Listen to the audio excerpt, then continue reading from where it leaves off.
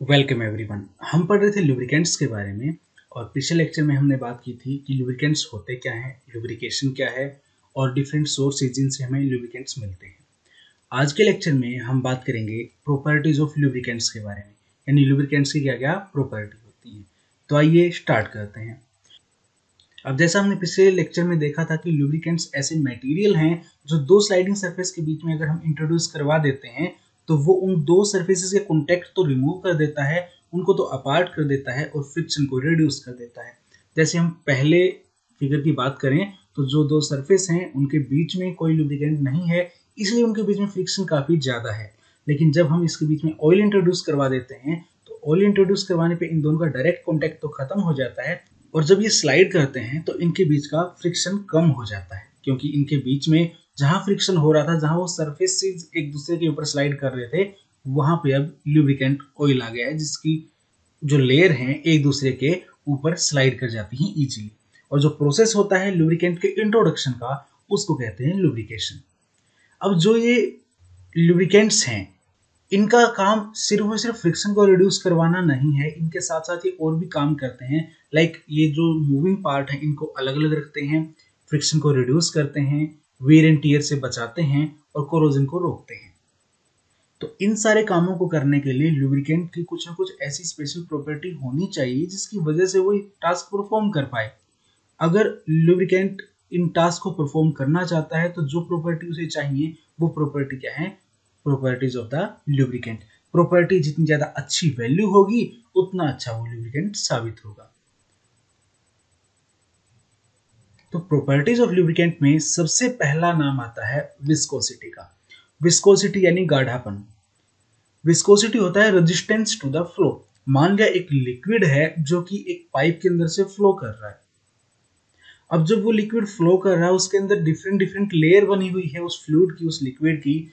अब एक लेयर जो हाई स्पीड से मूव कर रही है वो चाहती है कि मेरे साथ वाली लेयर भी उतनी अच्छी स्पीड से मूव करे, और जो लेयर स्लो चल रही है वो चाहती है कि मेरे जो साथ में हाई स्पीड में चल रही लेयर वो भी मेरे साथ साथ स्लोली मूव करे। तो ये जो फोर्स उनके बीच में लगता है किसकी वजह से? कोहेसिव फोर्सेस की वजह से, क्योंकि एक टाइप के पार्टिकल अपने जैसे दूसरे पार्टिकल के ऊपर जो अट्रैक्टिव फोर्स लगाते हैं उनको कहते हैं कोहेसिव फोर्सेस। तो जो कोहेसिव फोर्सेस हैं उसकी वजह से विस्कोसिटी होती है। अब जो विस्कोसिटी है किसी लिक्विड की तो कम होती है, किसी दूसरे की ज्यादा होती है। जैसे हम यहाँ एनिमेशन में देख रहे हैं कि एक लिक्विड है जिसको जैसे हम पोर करते हैं जो लाइट ब्लू कलर का है, तो ये जैसे ही आपने कंटेनर में डाला कंटेनर की शेप ले लेगा, वो फ्लो इजीली कर पा रहा है। लेकिन जो राइट साइड में लिक्विड है येलोइश कलर का वो इजीली फ्लो नहीं कर पा रहा है, उसकी विस्कोसिटी ज्यादा है। अब कोई लुब्रिकेंट अच्छा है कि कम अच्छा है वो उसकी विस्कोसिटी पे कैसे डिपेंड करता है। सपोज करो आपके पास कम विस्कोसिटी वाला लिक्विड है, जैसे कि ये जो लेफ्ट में दिखाई दे रहा है। अब जो कम विस्कोसिटी वाला लिक्विड है आपने दो सरफेस के बीच में अप्लाई कर दिया, जैसे ही थोड़ा सा फोर्स, थोड़ा सा प्रेशर एक सरफेस का दूसरे सरफेस तक लगा तो बीच से जो फ्लूइड है वो लिक्विड है वो निकल जाएगा। और जब फ्लूइड बीच में से निकल जाएगा तो जो उस लिक्विड को लुब्रिकेशन करना था, अपने कुछ टास्क परफॉर्म करने थे, एज ए लुब्रिकेंट काम करना था, वो नहीं कर पाएगा, क्योंकि दोनों सरफेस अब डायरेक्ट कांटेक्ट में आ गए। कांटेक्ट में आएंगे तो वियर एंड टियर होगा। तो बहुत कम विस्कोसिटी वाले जो लिक्विड्स हैं उनको एज ए लुब्रिकेंट यूज नहीं किया जा सकता। सेकेंडली, मान लिया एक लिक्विड है जिसकी विस्कोसिटी बहुत ज्यादा हाई है। जब बहुत ज्यादा हाई विस्कोसिटी वाला लिक्विड आपने लिया उसकी लेयर तो सस्टेन कर जाएगी उन दो सरफेसेस के बीच में, लेकिन जब एक लेयर दूसरी लेयर के ऊपर स्लाइड ही नहीं कर पाएगी, विस्कोसिटी बहुत बहुत ज्यादा हाई है, तो वो भी अच्छे लुब्रिकेंट का जो टास्क है वो परफॉर्म नहीं कर पाएगा। यानी कि विस्कोसिटी होनी भी चाहिए लेकिन इतनी ज्यादा भी ना हो कि वो फ्रिक्शन को रिड्यूस ना कर पाए। तो इंटरमीडिएट विस्कोसिटी वाला फ्लूइड होना चाहिए। सेकेंड टर्म आती है विस्कोसिटी इंडेक्स। जो विस्कोसिटी इंडेक्स है वो बताती है कि कैसे कैसे टेम्परेचर के साथ विस्कोसिटी में वेरिएशन आएगा। सपोज करो आपके पास एक मशीन है जिसके अंदर आपने एक लुब्रिकेशन के लिए ऑयल डाला है, एक फ्लूइड डाला है, और वो फ्लूइड एक अच्छी विस्कोसिटी वैल्यू वाला है 20 डिग्री सेल्सियस के ऊपर।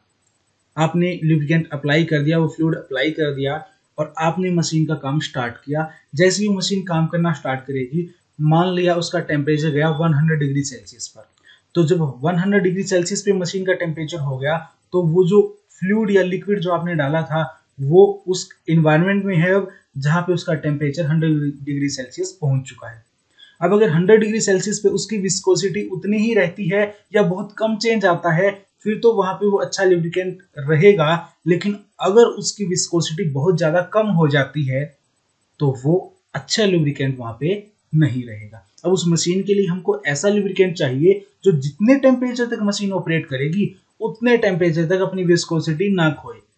और विस्कोसिटी में डिक्रीज क्यों हुआ टेम्परेचर इंक्रीज करने से? क्योंकि जो विस्कोसिटी है वो डिपेंड करती है कोहेसिव फोर्सेस पे। अब कोहेसिव फोर्सेस जैसे जैसे टेम्परेचर इंक्रीज करोगे, काइनेटिक एनर्जी जो पार्टिकल की है वो कोहेसिव फोर्सेस के ऊपर हावी हो जाएंगी और जो कोहेसिव फोर्सेस हैं वो कम रह जाएंगी, जिसकी वजह से विस्कोसिटी क्या होगी, डिक्रीज हो जाएगी। और जैसे जैसे टेम्परेचर डिक्रीज किया जाए तो कोहेसिव फोर्सेस उस काइनेटिक एनर्जी पे और कम कर जाएंगी, जिसकी वजह से जो विस्कोसिटी है वो बढ़ेगी। अब विस्कोसिटी इंडेक्स क्या है? विस्कोसिटी इंडेक्स ये बताती है कि जो विस्कोसिटी है उस गिवन लिक्विड की, उस गिवन फ्लूइड की, वो टेम्परेचर के साथ कैसे चेंज होगी। टेम्परेचर इंक्रीज करने पे कितनी डिक्रीज होगी, टेम्परेचर डिक्रीज करने पे कितनी इंक्रीज होगी, ये बताता है विस्कोसिटी इंडेक्स। विस्कोसिटी इंडेक्स की कोई यूनिट नहीं है। विस्कोसिटी की हालांकि यूनिट है, पोइज है, स्टोक्स है, सेंटी स्टोक्स है, रेडवुड सेकंड है, बहुत सारी यूनिट है, अलग अलग पैमाने हैं विस्कोसिटी को मापने के। लेकिन विस्कोसिटी इंडेक्स जो है वो एक नंबर है, जस्ट एक नंबर है जो ये बताता है कि विस्कोसिटी में कितना चेंज आएगा टेम्परेचर के साथ। अब विस्कोसिटी इंडेक्स निकालेंगे कैसे? विस्कोसिटी इंडेक्स निकालने के लिए एक फॉर्मूला है, viscosity index of a liquid under observation is equal to VL minus VU divide by VL minus VH multiplied by 100। अब 100 तो आपको पता है एक नंबर है, ये VL, VU और VH क्या है ये देखते हैं। जब हम किसी भी लिक्विड के लिए विस्कोसिटी इंडेक्स निकालते हैं तो हमें दो और ऑयल्स, दो और लिक्विड्स चाहिए होते हैं। वो फ्लूइड, वो लिक्विड जिनकी जो विस्कोसिटी इंडेक्स है वो एक की बहुत कम, सपोज 0, और दूसरे की बहुत ज्यादा यानी कि अप टू 100 हो। जिसकी विस्कोसिटी इंडेक्स लोअर होती है उस लिक्विड को बोलते हैं lower standard oil, lower viscosity standard oil. और जिसकी विस्कोसिटी इंडेक्स हायर होती है, ज्यादा होती है, 100 होती है, उसको बोलते हैं हायर विस्कोसिटी स्टैंडर्ड ऑयल। तो VL is the viscosity of lower standard oil and VH is the viscosity of a higher standard oil and VU is the viscosity of the liquid under observation। जिसकी viscosity index हम निकालेंगे वही क्या है, liquid U है, under observation है। अब कैसा लिक्विड है जो लोअर विस्कोसिटी स्टैंडर्ड वाला होता है और कैसा लिक्विड है जो हायर विस्कोसिटी स्टैंडर्ड वाला होता है? जो लोअर विस्कोसिटी स्टैंडर्ड वाला है उसका मतलब क्या है कि उसकी जो विस्कोसिटी इंडेक्स है वो 0 को अप्रोच करेगी, लगभग 0 होगी। और जो हायर विस्कोसिटी स्टैंडर्ड वाला ऑयल या लिक्विड है उसकी विस्कोसिटी इंडेक्स 100 होगी। और कैसा चूज करेंगे? ऐसा नहीं है कि किसी भी दो लिक्विड को reference liquid lower standard higher standard मान के हम विस्कोसिटी इंडेक्स निकाल देंगे, नहीं। जो भी लिक्विड हम लोअर स्टैंडर्ड और हायर स्टैंडर्ड वाले लेंगे उनकी जो विस्कोसिटी है 100 डिग्री सेल्सियस यानी 212 डिग्री फ़ारेनहाइट के ऊपर वो इक्वल होनी चाहिए, अप्रोक्सीमेटली इक्वल होनी चाहिए किसके? जो हमने अंडर ऑब्जर्वेशन लिक्विड लिया है उसकी विस्कोसिटी 100 डिग्री सेल्सियस यानी 212 डिग्री फ़ारेनहाइट पे। यानी 212 डिग्री फ़ारेनहाइट कहूं या 100 डिग्री सेल्सियस कहूं, उसके ऊपर इन तीनों लिक्विड की, जो लिक्विड अंडर ऑब्जर्वेशन है वो भी, लोअर स्टैंडर्ड वाला भी और हायर स्टैंडर्ड वाला भी, इन तीनों की जो विस्कोसिटी है वो अप्रोक्सीमेटली सेम होनी चाहिए। तब हम उस लिक्विड के लिए उन दो लिक्विड को लोअर स्टैंडर्ड और हायर स्टैंडर्ड के लिए कैलकुलेट करने में रख सकते हैं। अब कैसे निकालते हैं विस्कोसिटी? देखो, विस्कोसिटी इंडेक्स तो विस्कोसिटी वैल्यू आते ही निकाल लेंगे, लेकिन विस्कोसिटी कैसे निकालेंगे? वैसे तो विस्कोसिटी को मेजर करने के लिए बहुत सारे अलग अलग इंस्ट्रूमेंट हैं। जैसे बहुत कम विस्कोसिटी, जैसे वाटर और वाटर के सॉल्यूशंस हैं, उनकी विस्कोसिटी निकालने के लिए ओस्टवाल्ड विस्कोमीटर का भी यूज किया जाता है। लेकिन जब हम बात करते हैं लुब्रिकेंट्स की, तो इनकी विस्कोसिटी वाटर के मुकाबले बहुत ज़्यादा हाई होती है।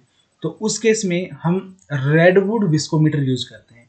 रेडवुड के दो विस्कोमीटर हैं, redwood 1 viscometer and redwood 2 viscometer. जो रेडवुड 1 और 2 विस्कोमीटर हैं उनके बीच में थोड़ा सा डिफरेंस है, बाकी उनकी जो वर्किंग है, उनका जो प्रिंसिपल है वो एग्जैक्टली सेम है। अब ये रेडवुड विस्कोमीटर काम कैसे करता है? जो रेडवुड विस्कोमीटर है उसके अंदर एक तो बाहर वाला जो पोर्शन यहाँ पे जो स्टील अपरेटस से दिख रहा है, ये एक्चुअली में बाहर वाला जो पोर्शन है ये है थर्मोस्टेट। ये थर्मोस्टेट है जिसके अंदर एक हीटिंग यूनिट लगी हुई है, जो हीटिंग यूनिट टेम्परेचर मेंटेन करने का काम आती है। और जो बीच वाला पोर्शन है उसके अंदर होता है एक ऑयल कप। जो ऑयल कप है इसके अंदर हम वो लुब्रिकेटिंग ऑयल डालेंगे जिसकी विस्कोसिटी हमें डिटरमाइन करनी है। और यहाँ थर्मोस्टेट का टेम्परेचर चेक करने के लिए एक थर्मोमीटर लगाया जाता है।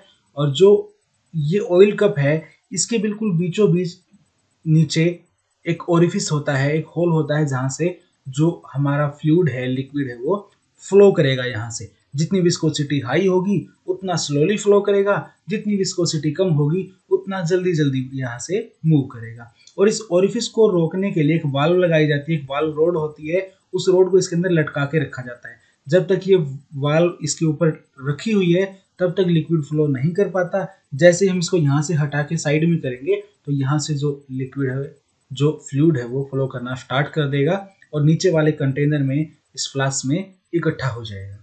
अब अगर कोई लिक्विड बहुत ज्यादा विस्कस है, अगर विस्कस लिक्विड है तो वो स्लोली मूव करेगा उस ओरिफिस से और काफी ज्यादा टाइम लेगा नीचे कलेक्ट होने में। और जो लिक्विड कम विस्कस है वो जल्दी जल्दी उसके अंदर से फ्लो करके नीचे वाले कंटेनर में इकट्ठा हो जाएगा। हम एक फिक्स अमाउंट लिक्विड का इस ऑयल कप के अंदर भरेंगे और जब ये सारा का सारा अमाउंट इसमें चला जाएगा तब तक का हम टाइम नोट करेंगे। तो टाइम क्या बताएगा? टाइम बता देगा कि कौन सा ज्यादा विस्कस है, कौन सा कम विस्कस है। तो इस तरीके से जो हमने टाइम नोट किया है ये एक्चुअली में विस्कोसिटी को ही बताता है और इसके यूनिट क्या होंगे? सेकेंड्स। तो इसको बोला जाता है, क्योंकि रेडवुड अपरेटस से हमने निकाला है, तो रेडवुड सेकेंड्स। अब रेडवुड सेकंड को हम क्या करते हैं? काइनेमेटिक विस्कोसिटी में कन्वर्ट करते हैं, यानी जो हमने सेकंड्स निकाले हैं उसके हिसाब से हम विस्कोसिटी की वैल्यू फाइंड आउट करते हैं। तो इसके लिए जितना टाइम टी हमें लगा उस लिक्विड के फ्लो करने में, उस फिक्स अमाउंट के, तो उसको अगर हम टी से रिप्रेजेंट करते हैं तो जो काइनेमेटिक विस्कोसिटी होगी वी, वो इक्वल होगी A T minus B divide by T. और ये ए और बी क्या है? ये है उस इंस्ट्रूमेंट के लिए कांस्टेंट, रेडवुड कांस्टेंट जिसे हम बोलते हैं। ये कांस्टेंट कैसे फाइंड आउट करते हैं? जो हमारे पास अपरेटस है उसके अंदर ओरिफिस का जो साइज है उसके ऊपर डिपेंड करता है ए और बी की वैल्यू क्या होगी। टी यहाँ पे वो टाइम है इन सेकेंड्स कि इतने सेकंड के अंदर वो लिक्विड फ्लो कर गया। अब मान लिया 50 डिग्री सेल्सियस के ऊपर हमें किसी की विस्कोसिटी निकालनी है लिक्विड की, हमने ऑयल को 50 डिग्री सेल्सियस पे मेंटेन करके रखा और फिर इसको फ्लो होने दिया। कितने टाइम में ये फ्लो हुआ वो टी टाइम मेजर कर लिया और हमारे पास ए और बी कांस्टेंट की वैल्यू है विस्कोमीटर के लिए, तो हम वहां से इसी काइनेमेटिक विस्कोसिटी कैलकुलेट कर लेंगे। अब जो विस्कोसिटी आई है इससे हम विस्कोसिटी इंडेक्स निकाल लेंगे। जो विस्कोसिटी इंडेक्स वो किसके इक्वल है? Viscosity of lower viscosity standard liquid minus viscosity of liquid under observation divide by viscosity of lower standard minus viscosity of higher standard multiply by 100। तो यहां से जो विस्कोसिटी इंडेक्स है हम कैलकुलेट कर लेंगे। इस एक्सपेरिमेंट से हमें विस्कोसिटी इंडेक्स उस पर्टिकुलर लिक्विड की मिल जाएगी। अब विस्कोसिटी इंडेक्स ज्यादा होने का मतलब है कि टेम्परेचर में चेंज करने से उसकी विस्कोसिटी में ज्यादा फर्क नहीं पड़ेगा।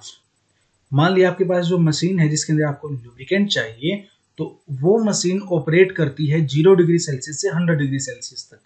तो अगर उसका विस्कोसिटी इंडेक्स हायर है, 70 से अबो है, तो उस केस में उसकी विस्कोसिटी 0 से 100 डिग्री तक जाते वक्त बहुत ज्यादा चेंज नहीं होगी। और जब विस्कोसिटी बहुत ज्यादा चेंज नहीं होगी, उसकी विस्कोसिटी मेंटेन रहेगी, रिटेन रहेगी, तो वो एज ए ल्यूब्रिकेंट पूरे टेम्परेचर रेंज में काम कर पाएगा। मान लिया किसी फ्लूइड या लिक्विड की जो विस्कोसिटी इंडेक्स है वो 2 या 4 बहुत कम है, मान लिया 10 से कम है, तो उस केस में 0 से 100 डिग्री टेम्परेचर रेंज के बीच ही जो विस्कोसिटी की वैल्यू है वो एप्रिशिएबल चेंज दिखाएगी, काफी ज्यादा चेंज हो जाएगी। तो उन्हीं ऑपरेटिंग कंडीशंस के अंदर जो लुब्रिकेंट हमने यूज किया है वो अच्छे से परफॉर्म नहीं कर पाएगा जब उसकी विस्कोसिटी इंडेक्स लोअर होगी। तो हमेशा हायर विस्कोसिटी इंडेक्स वाले लिक्विड को प्रेफर किया जाता है, लोअर विस्कोसिटी इंडेक्स वाले लिक्विड को एज ए लुब्रिकेंट प्रेफर नहीं किया जाता। अब मान लिया आपके पास जो ऑयल, जो फ्लूइड आपको मिला है नेचर में, जिसको आपको एज ए लुब्रिकेंट यूज करना था, उसकी विस्कोसिटी इंडेक्स कम है, तो फिर क्या किया जाए उसके साथ? क्या उसको ऐसे ही छोड़ दिया जाए कि नहीं इसको हम एज ए लुब्रिकेंट यूज नहीं करेंगे? नहीं, ऐसा बिल्कुल भी नहीं है। बहुत सारे ऐसे मटेरियल हैं, केमिकल कंपाउंड्स हैं, जिनको अगर हम ऐड कर देते हैं किसी लुब्रिकेंट के अंदर तो उसका विस्कोसिटी इंडेक्स इंप्रूव हो जाता है। उनको बोलते हैं विस्कोसिटी इंडेक्स इंप्रूवर मटेरियल्स, यानी ऐसे मटेरियल सिंथेसाइज किए जा चुके हैं जिनसे हम किसी लुब्रिकेंट की विस्कोसिटी इंडेक्स उसको इंक्रीज कर सकते हैं, और जब विस्कोसिटी इंडेक्स इंक्रीज हो जाएगी तो वो एज ए गुड लुब्रिकेंट हम यूज कर पाएंगे। नेक्स्ट जो प्रॉपर्टी है वो है क्लाउड पॉइंट। क्लाउड पॉइंट होता क्या है? जो भी लुब्रिकेंट होते हैं उनके अंदर कोई एक सिंगल कंपाउंड तो होता नहीं है, उसके अंदर बहुत सारे कंपाउंड्स का एक मिक्सचर होता है। अब वो मिक्सचर है तो कुछ एक तो उसके अंदर वैक्सीज होंगे, कुछ एक ऑयली कंपाउंड होंगे। तो जो वैक्सीज हैं वो इजीली सोलिडिफाई हो जाते हैं और जो ऑयल है वो इजीली सोलिडिफाई नहीं होते। जैसे जैसे हम टेम्परेचर को डाउन करते हैं तो टेम्परेचर डाउन करने पे जो हमारा लिक्विड है, लुब्रिकेंट है, वो धीरे धीरे सोलिडिफाई होने की तरफ जाएगा। जिस टेम्परेचर के ऊपर धीरे धीरे ठंडा करने पे जिस टेम्परेचर के ऊपर एक क्लाउडी अपीयरेंस आ जाए लुब्रिकेंट के अंदर, वो पॉइंट होता है क्लाउड पॉइंट। यानी वो टेम्परेचर जिसके ऊपर पहल ठंडा करने पे क्लाउड फॉर्मेशन हो जाता है। क्लाउड फॉर्मेशन क्यों होगा? क्योंकि जो वैक्सीज हैं वो इजीली सोलिडिफाई हो सकती हैं, वो सेपरेट हो जाएंगी ऑयल से जैसे जैसे हम ठंडा करेंगे।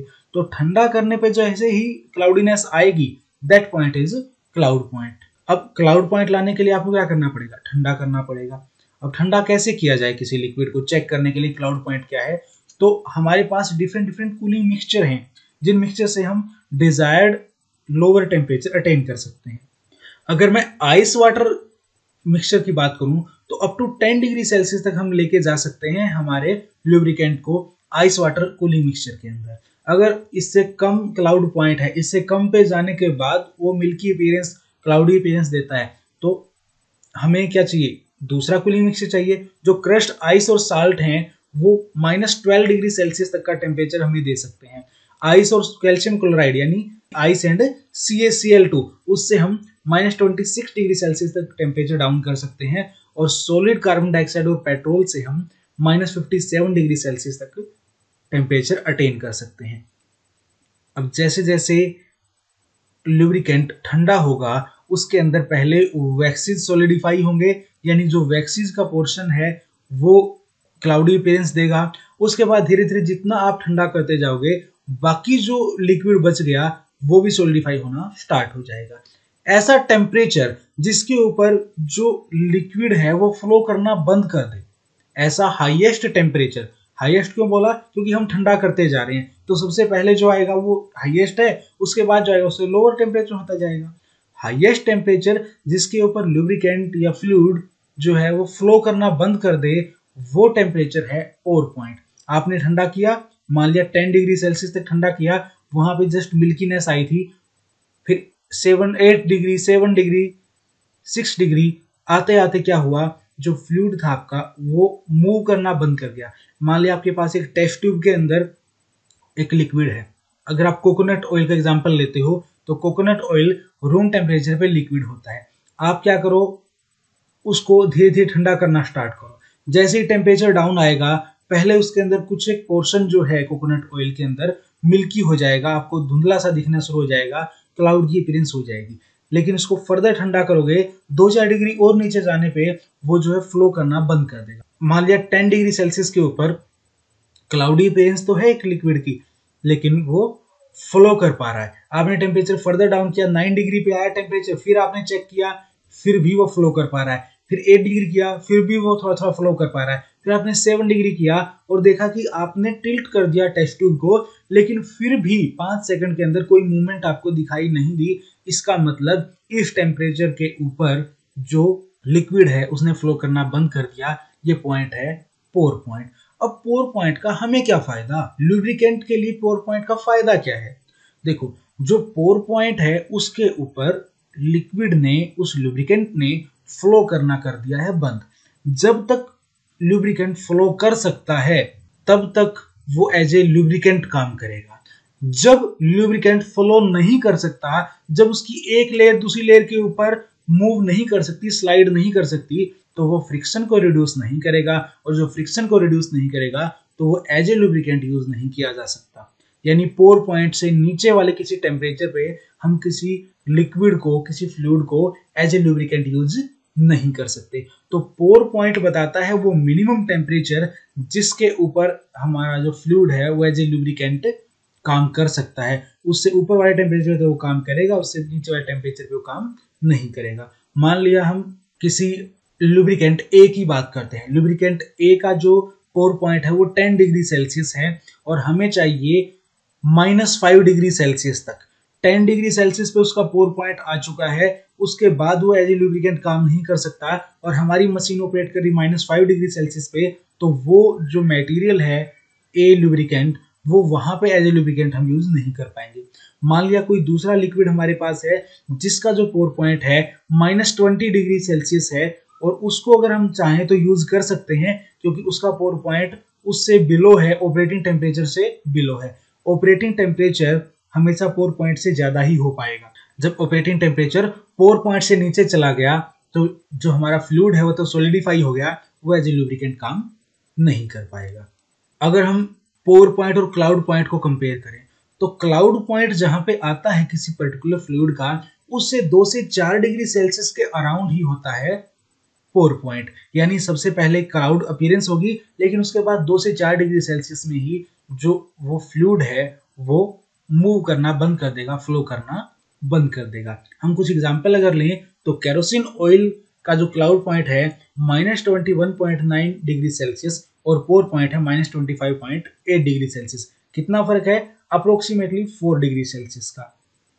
जो डीजल ऑयल है, डीजल का क्लाउड पॉइंट है -9.3 डिग्री सेल्सियस और जो पोर पॉइंट है वो है -11.4 डिग्री सेल्सियस। स्टैंडाइन का जो क्लाउड पॉइंट है -33.3 डिग्री सेल्सियस और जो पोर पॉइंट है वो -36.3 डिग्री सेल्सियस। ऐसे ही अगर डीजल केरोसिन इक्वल प्रोपोर्शन में मिक्स कर रखे हैं, वो जो लिक्विड ऑब्टेन होगा, जो मिक्सचर बनेगा, उसका क्लाउड पॉइंट -25.3 डिग्री सेल्सियस और जो पोर पॉइंट है उसका वो है -29.5 डिग्री सेल्सियस। अगर डीजल और स्टैंडाइन को 40:20 यानी 2:1 की रेशो में मिक्स किया जाता है तो जो रिजल्टेंट लिक्विड होगा उसका क्लाउड पॉइंट -37.7 डिग्री सेल्सियस और पोर पॉइंट -40.9 डिग्री सेल्सियस। तो ये था बेसिक आइडिया कि क्लाउड पॉइंट और पोर पॉइंट जो होते हैं वो 2-4 डिग्री सेल्सियस की रेंज में ही होते हैं। पहले क्लाउडी अपीयरेंस होगी, उसके बाद फ्लो करना धीरे धीरे जो लुब्रिकेंट है वो बंद कर देगा। और लुब्रिकेंट का अगर पोर पॉइंट ज्यादा होता है तो लोअर टेम्परेचर पे हम उसको यूज नहीं कर पाएंगे, अगर पोर पॉइंट कम होगा तो उसको हम लोअर टेम्परेचर पे भी यूज कर पाएंगे।